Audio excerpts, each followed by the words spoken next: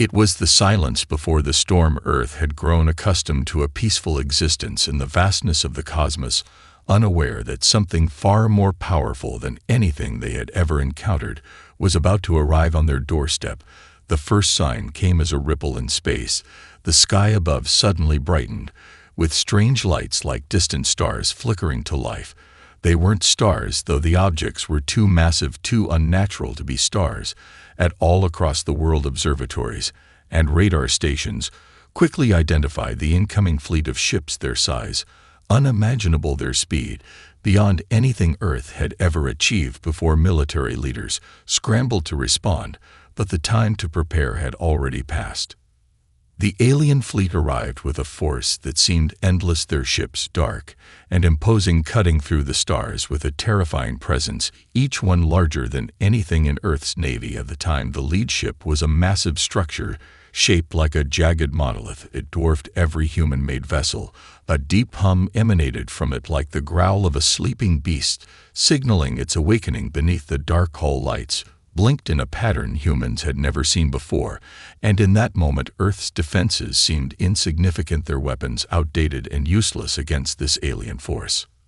Supreme Commander Valrak, leader of the Xylith Empire, stood aboard the flagship, watching Earth below. The Xylith had traveled from across the stars, their empire stretching far and wide.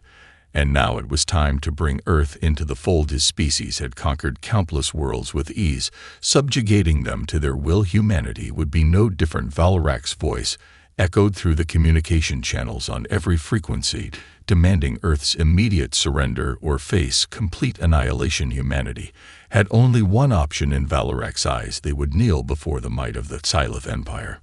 But Earth did not kneel. Earth's leaders had been planning for this day, though they had never anticipated an enemy of this scale. The recent unification of nations into the Global Federation had brought humanity closer together, and in their moment of peril, that unity would be their greatest strength. As Earth's satellites and space stations sent frantic messages to one another, Starfleet was born just hours before the Xylith arrived. A global defense force, previously only a dream, now came to life with a single purpose: protect Earth from the coming storm. Admiral Aria Kane stood at the helm of Earth's newly formed Starfleet, looking out at the swirling chaos of the incoming alien ships, her hands clenched tightly around the command console, her mind racing through countless strategies. She knew Earth was unprepared, but she also knew they were not without hope. The Xylith believed they were the superior species in the galaxy, but Kane had a plan, something that Xylith would never expect. She wasn't sure it would work, but she had no other choice. Earth had to survive. They had to fight back, no matter the odds. The fleet was small, but it was humanity's last line of defense, and they would fight with everything they had, no matter how outmatched or outgunned. They were Starfleet ships, slowly took their positions around Earth, preparing for battle. The atmosphere was electric with anticipation, the calm before the storm. The Xylith ships loomed overhead, their weapons aimed at the planet, and just as quickly as they had arrived, the first shots were fired. The first shot felt like an eternity as it streaked across the sky and exploded against Earth's outermost defenses.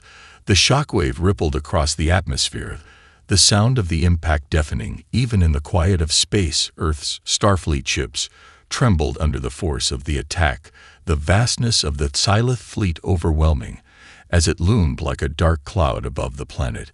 No one had ever seen anything like it. The sheer size and power of the alien ships were beyond comprehension. The ground forces on Earth could do nothing but watch in horror as their ships began to break apart under the unrelenting assault. Admiral Kane's mind raced as she watched the carnage unfold on the screens in front of her. She had prepared for this, but nothing had prepared her for the reality of the Xylith assault. Their firepower was monstrous. Their weapons tore through Earth's best defenses as though they were made of paper, and as each ship fell from the sky, it became more and more clear how outmatched they truly were. In those first moments of the battle, humanity's spirit began to flicker. But Kane refused to let fear overtake her.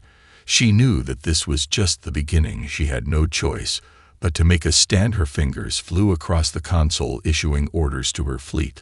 The plan was simple. The dangerous Starfleet ships would need to use the one advantage they had: speed. Their experimental hyperdrive technology was untested, but it was humanity's hope. It was the wild card that could give them the edge they needed. It was a long shot, but Kane knew they had no time to waste.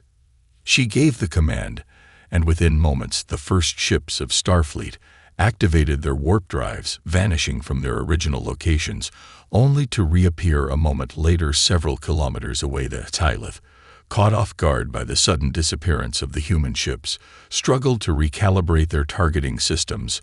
As Earth's fleet moved faster than the aliens could anticipate, the human ships darted in and out of the Xylith formation like lightning strikes, attacking the unprepared targets with precision and speed. The Xylith fleet faltered, unsure how to respond to the chaos suddenly unfolding before them. The first successful strike from Starfleet came when the flagship of the Xylith fleet, a massive dreadnought that had been dominating Earth's defenses, was hit by a concentrated burst of fire from a group of human ships that had reappeared directly behind it.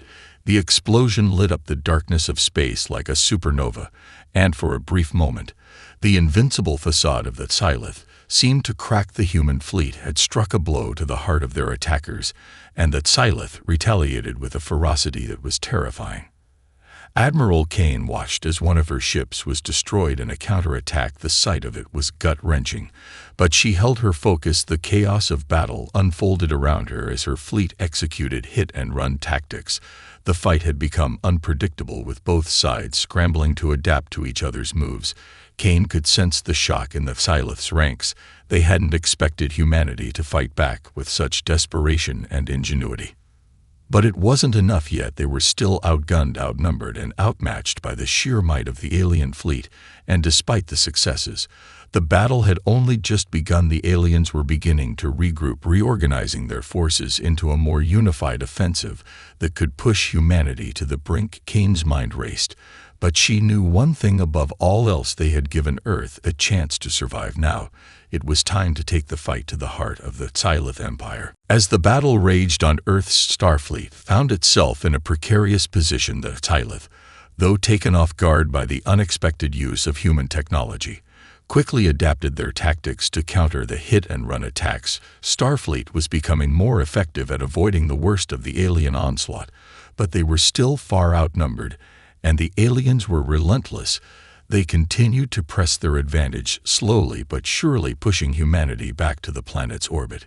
Yet amidst the chaos, something remarkable began to unfold behind the scenes. As Valorac's empire tightened its grip on the battlefield, a growing number of Xylith officers and soldiers began to question their leadership. The cracks in the empire were small at first: whispers among the lower ranks of the Xylith fleet and minor deflections in the lines of command. But soon those whispers began to spread and gain strength. Zorith, a former general of the Xylith Empire, was the first to step forward. His loyalty to the Empire had been unwavering for decades, but the more he observed the destruction that Xylith had brought to Earth and the arrogance of Valorac's command, the more disillusioned he became. He could no longer stand by as the Empire crushed innocent lives for no greater purpose than power for power's sake. After secretly making contact with a resistance cell of Xylith defectors, Zorith made the bold decision to reach out to Earth's leadership, offering information that could tip the scales of the war. In the middle of a night filled with reports of further Xylith attacks, Admiral Kane was interrupted by an encrypted message. The transmission came through with remarkable speed, and a message that would have seemed impossible only days before. Zorith, once a high-ranking member of the Xylith military, now offered humanity his knowledge of the Empire's inner workings and an invitation to meet with a growing faction of defectors who shared his vision of an end to Valorac's tyrannical rule. The offer was not without its risks. Zorith was a known figure among the Xylith, and if his message was intercepted, Earth's fleet would be painted as a traitor to the Empire. However, the possibilities of gaining an insider's advantage were too great to ignore. After careful deliberation, and against the counsel of some of her most trusted advisors, Kane made the decision to respond.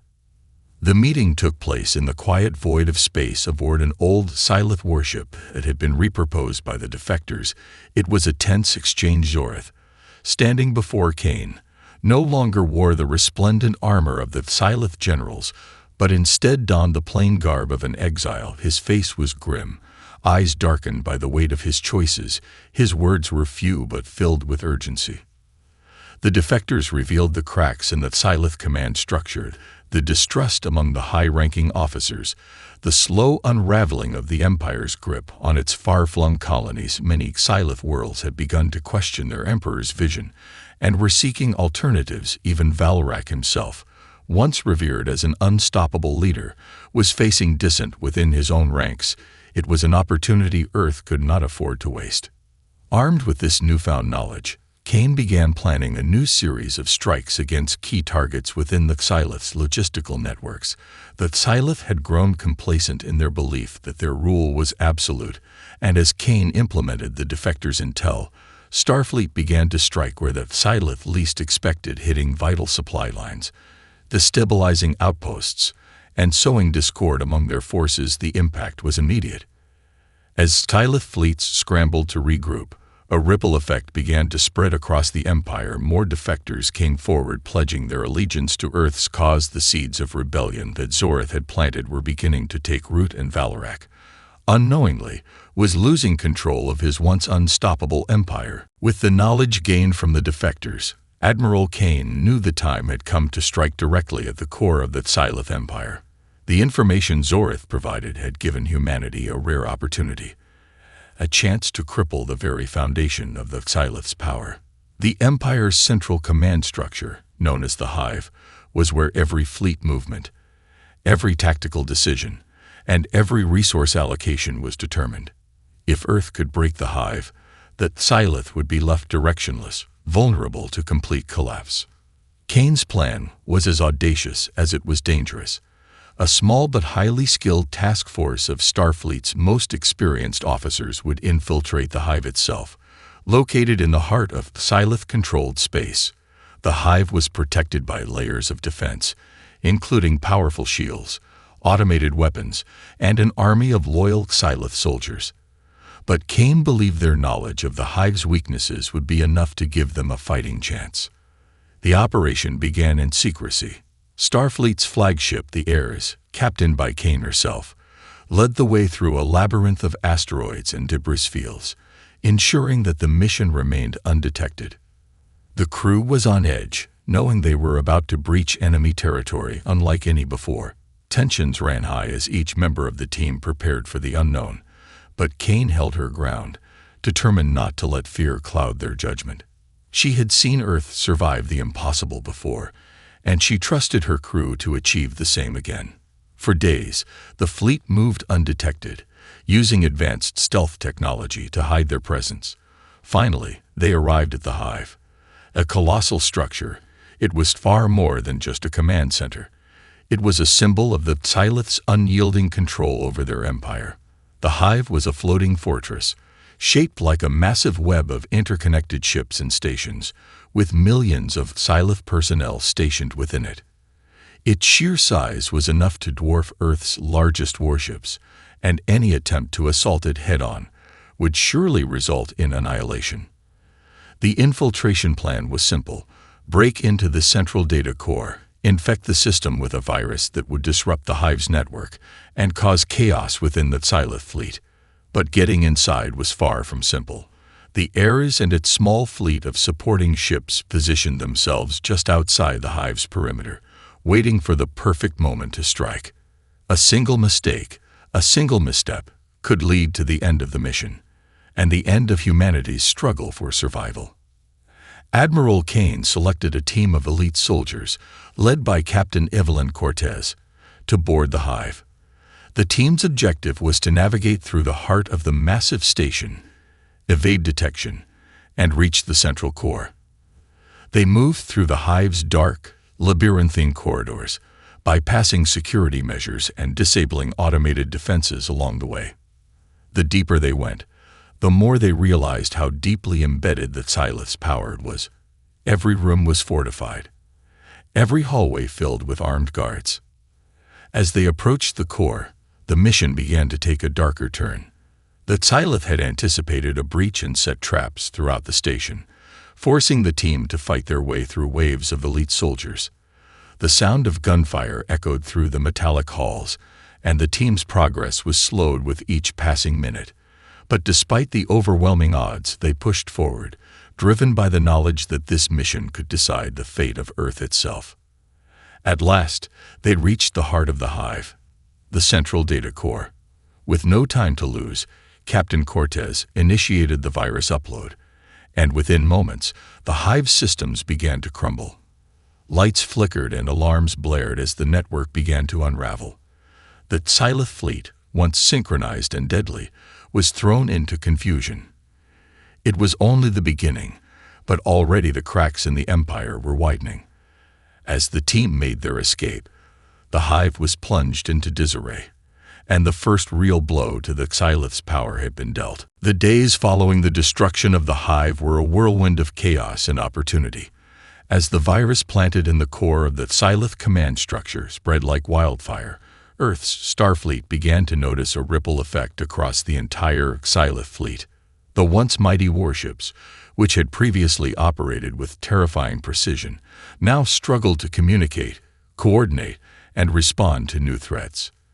The Xylith's vast empire was built on order and control, but with their central command crippled, their ability to maintain that order unraveled. What began as a small crack in their armor quickly became a chasm, and Earth's forces were ready to exploit it. The first wave of consequences hit the Xylith hard. Several key outposts and colonies, once fiercely loyal to Vallorak, now fell silent. Messages of defection flooded through the encrypted channels. Xylith soldiers, officers, and civilians who had been kept in line by fear and obedience began to question everything. Starfleet, using the intelligence provided by Zorith and the defectors, launched a series of surgical strikes at strategic supply lines and weak points, targeting infrastructure rather than simply engaging in direct battles. The results were astonishing. Entire supply chains collapsed, key military installations were wiped out, and ships that had once been invulnerable now found themselves stranded, vulnerable to attack. Admiral Kane watched it all unfold with a mix of disbelief and determination. Earth had only hours to seize this opportunity before the Xylith adapted to their losses, but for the first time since the war began, she felt something she had not dared to believe in before: a chance at victory. The defectors' knowledge had proven invaluable, allowing Earth's forces to strike where the Xylith were weakest. They had taken down a central hub, but now they had the chance to bring down the entire empire. At the same time, more and more Xylith defectors came forward, joining forces with Starfleet. These new allies were not just soldiers, they were officers, generals, and scientists who had once been among the highest ranks of the Empire. They brought with them priceless insight into the inner workings of Xylith technology, military strategy, and most crucially, Vallorak's plans. They spoke of the Emperor's paranoia, his growing isolation, and his increasingly erratic decisions. The Xylith Empire was teetering on the edge of a precipice, and every defecting officer was another weight pulling it closer to the fall. Despite the victories, the tension never let up. Kane knew that the Xylith, now struggling but still incredibly dangerous, would retaliate fiercely. They were not a species to surrender easily, and Vallorak's pride would not allow him to admit defeat. The remaining loyalist factions of the Xylith military began to regroup, forming a final stand that would make the Battle of the Threshold seem like a mere skirmish. But even as the tide of battle shifted, Kane remained resolute. Earth had turned the corner, and they had no intention of retreating. If anything, this was the moment to push harder, faster, and more decisively than ever before. Meanwhile, the galaxy watched in stunned silence as Earth's forces defied the odds and pushed back the Xylith. What had begun as an impossible fight, a battle for survival, had become something more. It had become a war for freedom, for justice, and for the survival of countless civilizations that had been enslaved by the Xylith. Humanity had ignited a spark of rebellion in the hearts of the galaxy, and now the fires of revolt were spreading. In the heart of Starfleet Command, Admiral Kane looked out at the stars with newfound confidence. She had always believed in humanity's potential, but now she saw it in action. Earth's victory was no longer a distant hope. It was an inevitable future. The Xylith had underestimated them, and now the galaxy would know the truth. Humankind had not only survived the storm, but was ready to shape the future. Supreme Commander Valrak, enraged by the growing rebellion and the devastating losses inflicted upon his empire, unleashed his full fury on the galaxy. For days, he brooded over the failures, the betrayals, and the crumbling of his once unquestioned dominion. He had ruled with an iron fist, crushing all who dared to defy him. But now Earth's resistance had proven that the Xylith Empire was not invincible. This could not stand. Valrak would make them pay, make the entire galaxy pay for the insolence of challenging the might of the Xylith. In a desperate move, Valrak ordered the full might of his remaining fleet to assemble. His flagship, the Tyrant's Wrath, a ship of unimaginable size and power, emerged from the dark expanse of Xylith space. It was a weapon of destruction, its guns capable of annihilating entire fleets in seconds, its shields impervious to anything Earth had at its disposal. If Earth's Starfleet had any hope of surviving, this would be their final test, their ultimate challenge. The fleet, numbering in the dozens of warships, descended toward Earth like a storm of destruction, blotting out the stars as they arrived. Their weapons hummed with lethal intent, and the communication channels crackled with the voice of Valrak himself, filled with venom and rage.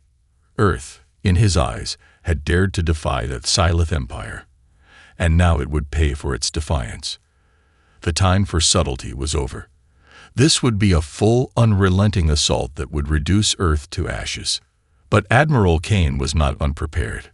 Her fleet had been honed through countless battles, each victory bringing them closer to an inevitable confrontation with the Xylith.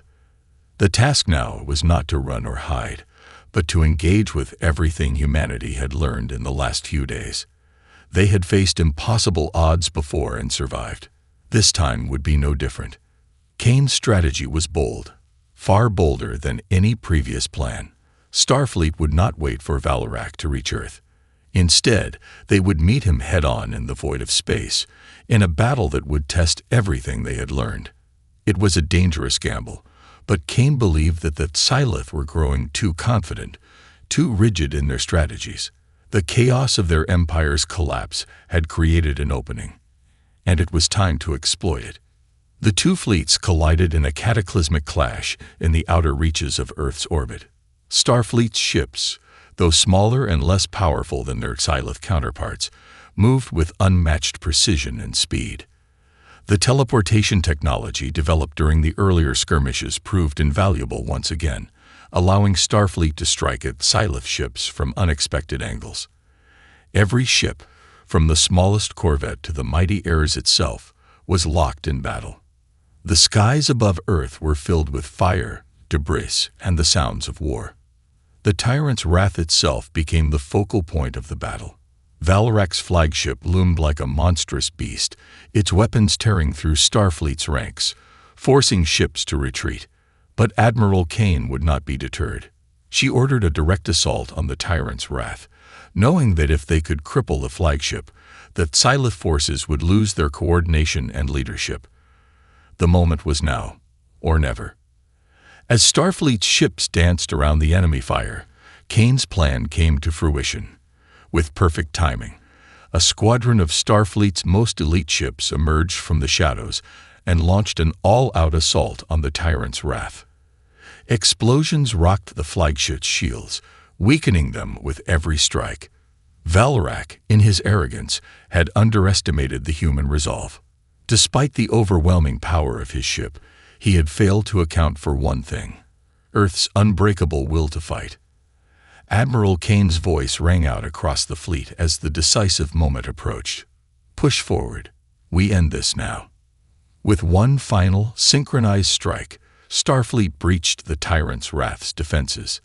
The flagship, once a symbol of Xyloth power, began to falter, its systems failing one by one. Valrak, in rage, ordered his remaining ships to cover the retreat, but it was too late. The damage had been done. The tyrant's wrath was crippled, its command structure in ruins, and the Xyloth fleet was thrown into disarray. It was the first true sign of hope, the first chink in the armor of the Xyloth Empire. The tide was turning, but the war was far from over. Valrak would not surrender so easily, and yet the spark of rebellion had now ignited across the stars. The Xyloth had underestimated humanity once again, and now the galaxy was watching as the Empire's grip began to slip. The tyrant's wrath was crippled, its once mighty hull now riddled with the scars of Starfleet's relentless assault. The flagship of Valrak's fleet, which had been the symbol of Xyloth dominance across the galaxy, was now a shadow of its former self. Drifting aimlessly through the void of space, the Xyloth forces, disoriented and without their leader's guidance, struggled to regroup. Within moments, Starfleet's remaining ships closed in, their firepower now focused on taking out the remaining fleet. Admiral Kane stood at the helm of the Ares, her gaze fixed on the screen as the wreckage of the tyrant's wrath flickered in front of her. The battle had been long and brutal, but now the enemy was faltering. She allowed herself a brief moment of relief, but there was no time for celebration. Valrak was still alive, still commanding the remaining Xyloth forces, and though his flagship had been disabled, the threat was far from over. All ships maintain formation, Kane ordered, her voice steady, despite the adrenaline coursing through her veins. We finish this. Now. Behind her, the bridge crew worked in a synchronized frenzy, coordinating efforts to destroy the remaining Xyloth ships that had begun to retreat. But even as they pushed forward, there was a growing tension in the air. Valrak's final plan was yet to unfold, and it was clear that the Xyloth were not going to go down without one last devastating blow. Meanwhile, aboard what was left of the tyrant's wrath, Valrak raged. His empire had been reduced to rubble, his fleet shattered, and his invincible flagship taken down by a species he had once dismissed as weak and insignificant. The humiliation was unbearable, but Valrak was not one to surrender. His pride, his unyielding hunger for power, refused to let him accept defeat. "I will not be undone by these insects," Valrak muttered, his voice low and venomous. His hands flew across the controls, issuing orders to his last remaining loyalists. Prepare the ultimate weapon. The final weapon. A massive doomsday device capable of destroying entire planets had been hidden aboard the tyrant's wrath. The device, known as the Tylarian Core, was designed to be the last resort. A weapon so destructive that it could obliterate a planet in an instant. Valrak's desperation had led him to this moment. If he could not destroy Earth's fleet, then he would destroy the planet itself.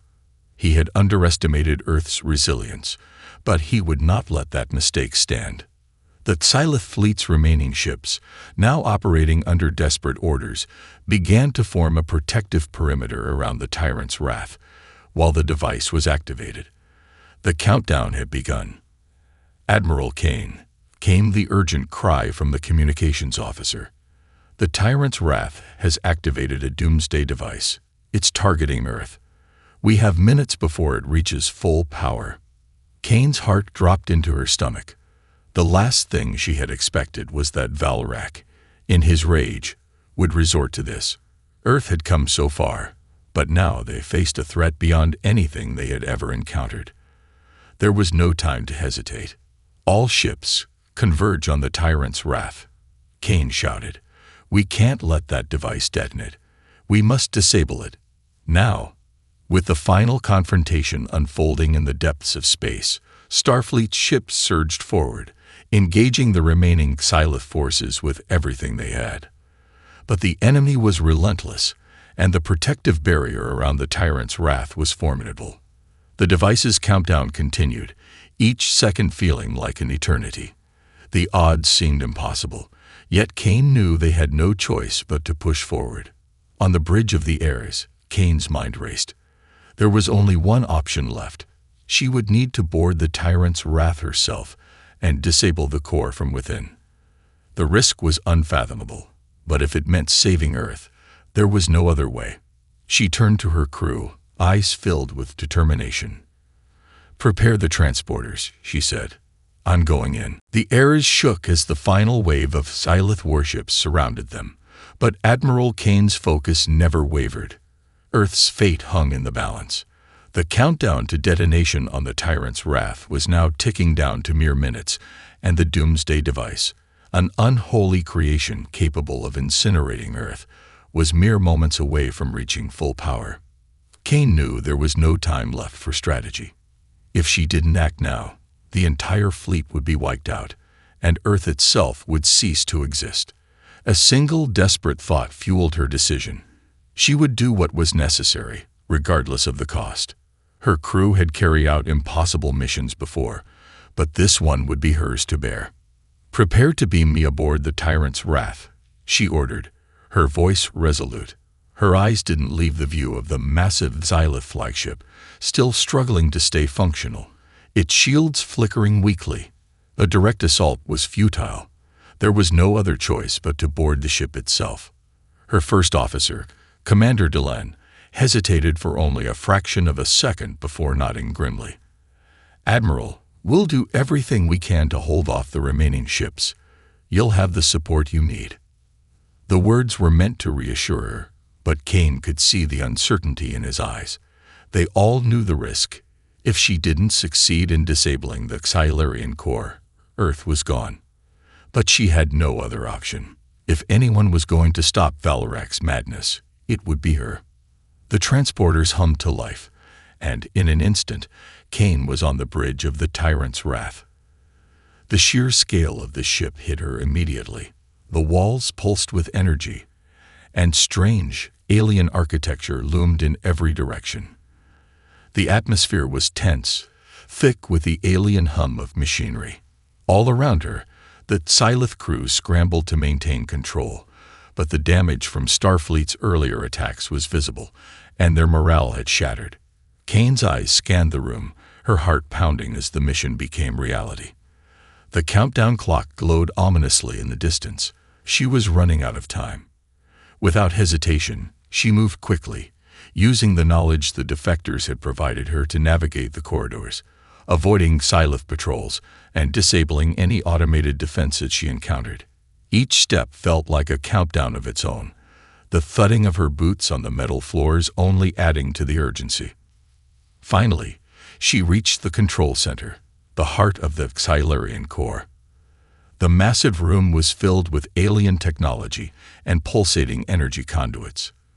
The device, a gargantuan sphere, hummed with lethal energy, its surface crackling with raw power. The countdown was nearing its final seconds. There was no margin for error. Kane approached the device, her hands flying across the controls, guided by her training and the intel she had been given. The Xylith had engineered the core to be self-sustaining, capable of functioning even without a direct connection to its central systems. But she wasn't there to stop it through brute force. She had to reroute its power, trick it into disabling itself. Sweat beaded on her forehead as she worked, the seconds slipping away. Her fingers moved with practiced precision, overriding systems, recalibrating energy channels, her every action designed to buy Earth more time. Just as the countdown reached its final few seconds, she hit the final command. The core's pulsing energy stuttered, then stopped entirely. The countdown halted. The weapon, meant to annihilate Earth, was now rendered inert. Kane exhaled in a rush, collapsing to her knees, her heart racing in the silence that followed. She had done it. But there was no time to celebrate. Valrak, still alive and infuriated, had no intention of letting her leave. His voice echoed through the ship's speakers, his fury palpable. "You think you have won, human. You have merely delayed the inevitable." The tyrant's wrath was sinking into a death spiral as the ship's core began to fail, but Valrak's final act of defiance would not be deterred. As Kane rose to her feet, she felt the ship's tremors beneath her. The bridge was falling apart. The transporters had locked onto her signal, but just as she reached the exit, a last explosion rattled the ship. The shockwave sent her flying, her vision blurring as the world around her fell apart. Darkness closed in, but through the haze, Kane heard a voice, her first officer's voice. "We're getting you out of here, Admiral." With a final surge of strength, she allowed herself to be pulled from the wreckage, knowing the battle was won. Earth was safe.